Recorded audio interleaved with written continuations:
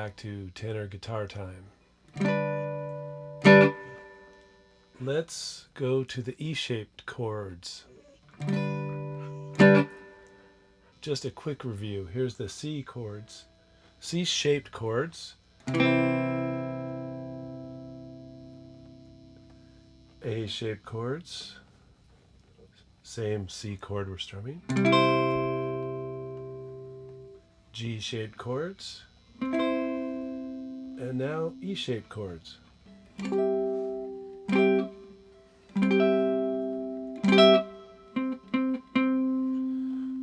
This E-shaped major chord, the root of the chord, the root note is on the D string.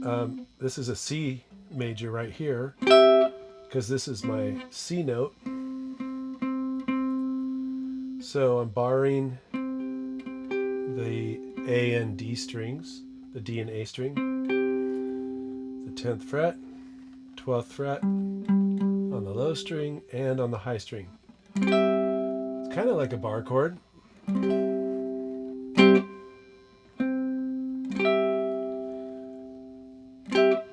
It's a good one to try as an alternative if you're still playing your G chord down here all the time.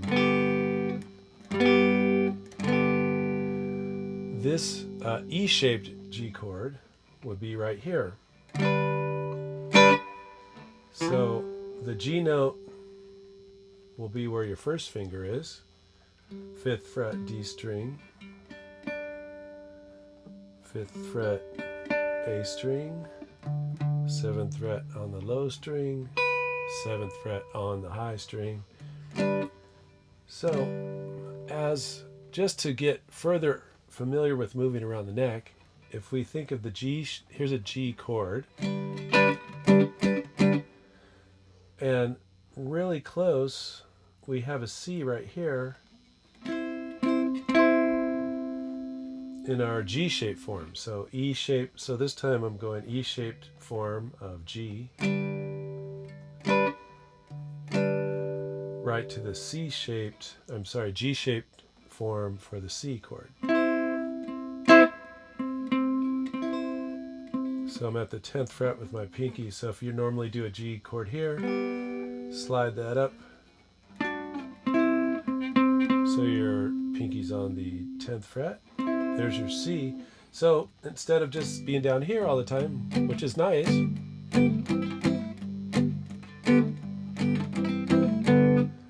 now we can go up a little bit and have a whole new range to play with here. So G.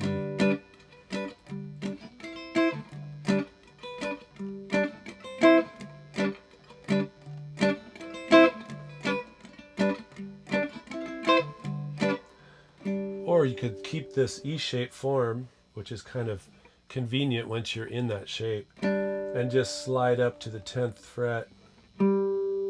So I'm always thinking of where the root note is. So for me, I'm thinking that I'm on the 5th as my root note. So I'm sliding that note to the 10th fret where the C is. So 5th fret to 10th fret. So there's a nice C-G combo also. So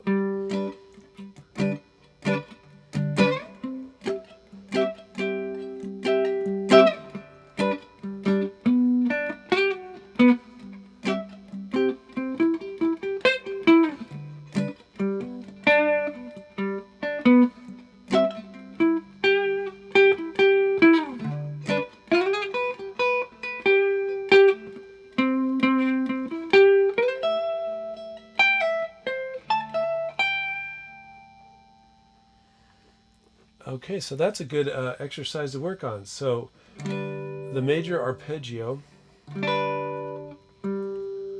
from this E-shaped G chord.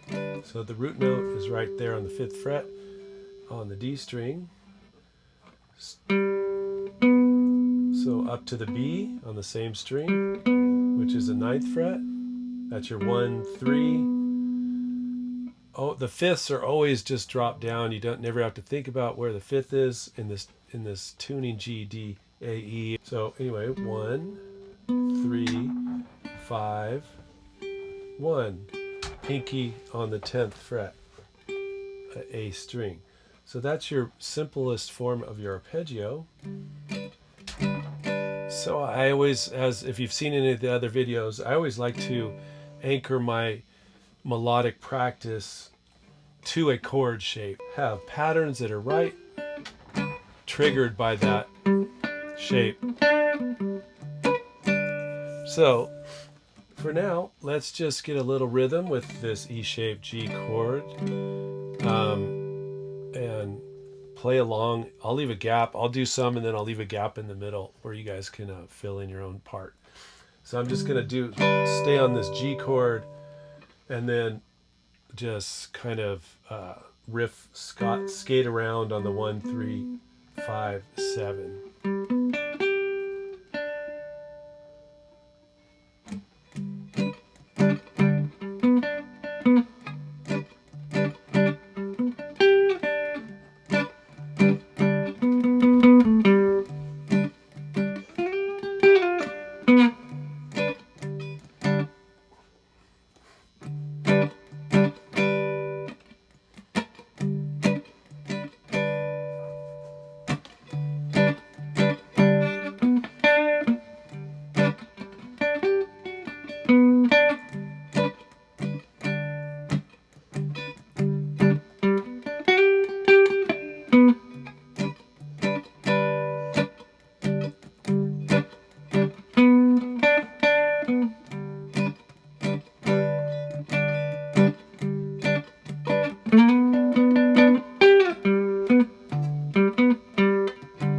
C, C, G,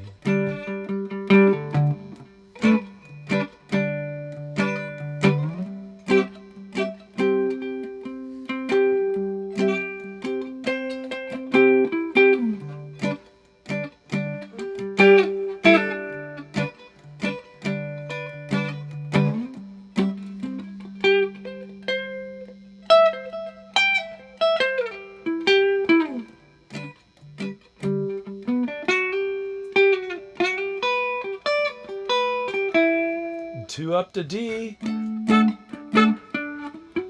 C, to G.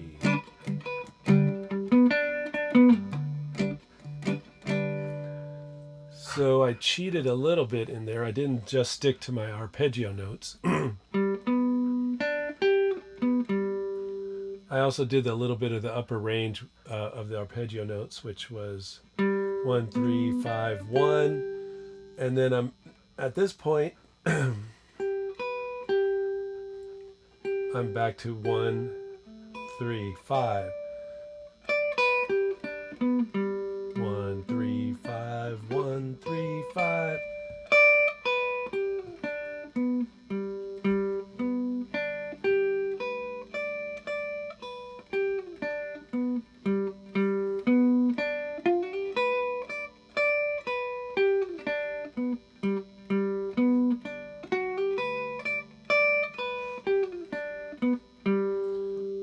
So I extended that arpeggio a little, and also I semi-randomly, put in some notes in the G major scale, which is very handy right underneath my fingers in this E-shaped G chord. So if you don't know it already, it's right here. So here's our G chord. So the 1, 2, 3, 4, 5, 6, 7, 8. So there's your major scale, and hopefully you're getting familiar with this, but it's 1 step, which is 2 frets, right? Step, step, half step, step, step, step, half step. So it's 2 full steps, half step, and then 3 full steps and a half step. Whoops.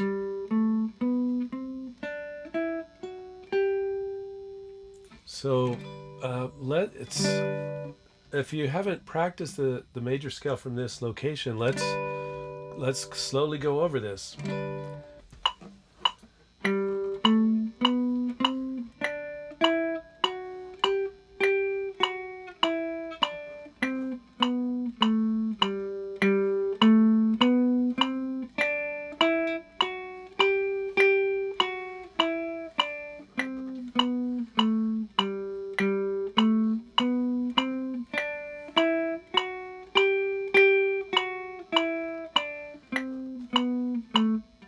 When you're playing along with the song and you want to suggest chord changes and not always just strum them, the arpeggios are always, hey, shh.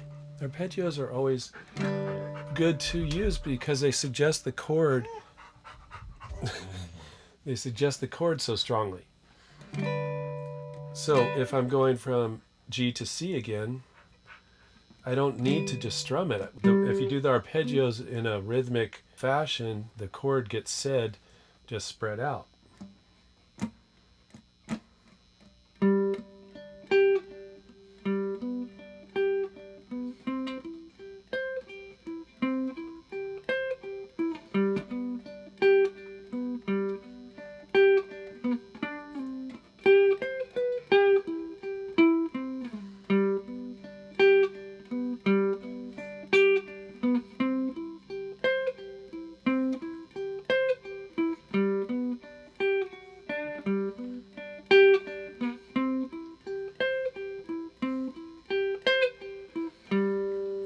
And then don't forget to, as you're practicing those arpeggio notes, pick one degree of the major scale that you want to mix in. And just do one note at a time and get familiar with what the number of the note is in the major scale.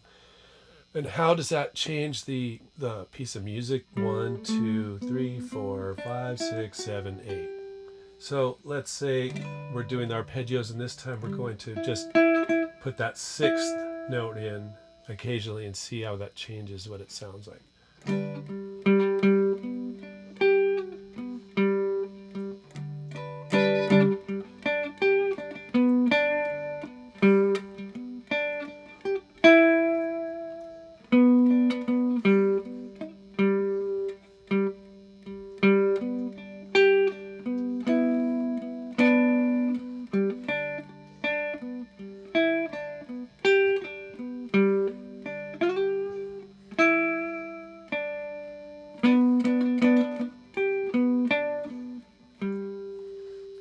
So that was nice. Let's this time put, how about a second? Just one step away from the root. Let's see what that sounds like.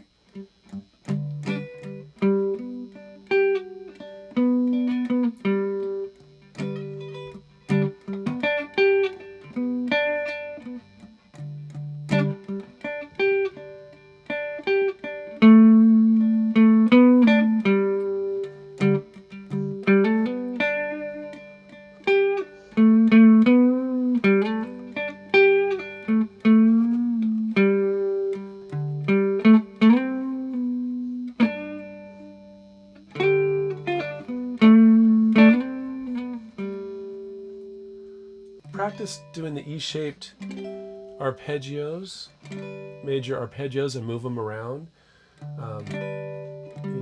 Go from G to C to D, and then wherever you want.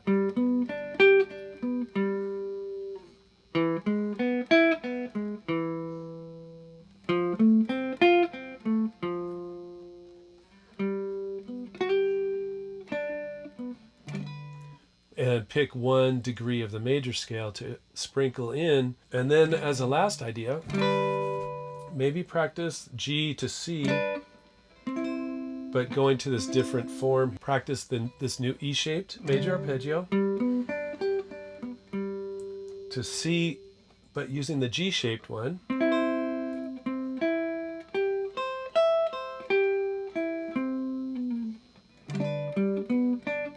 G, and the E-shaped, and then C.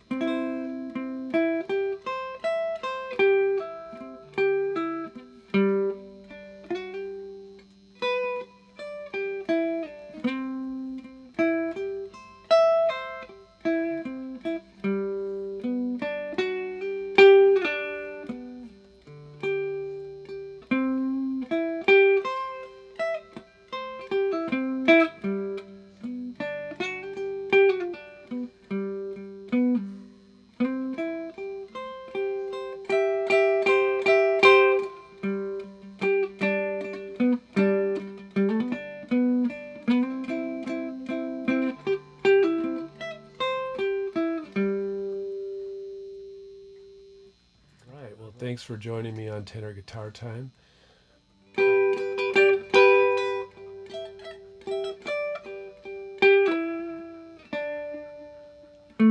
Add in those other degrees of the major scale.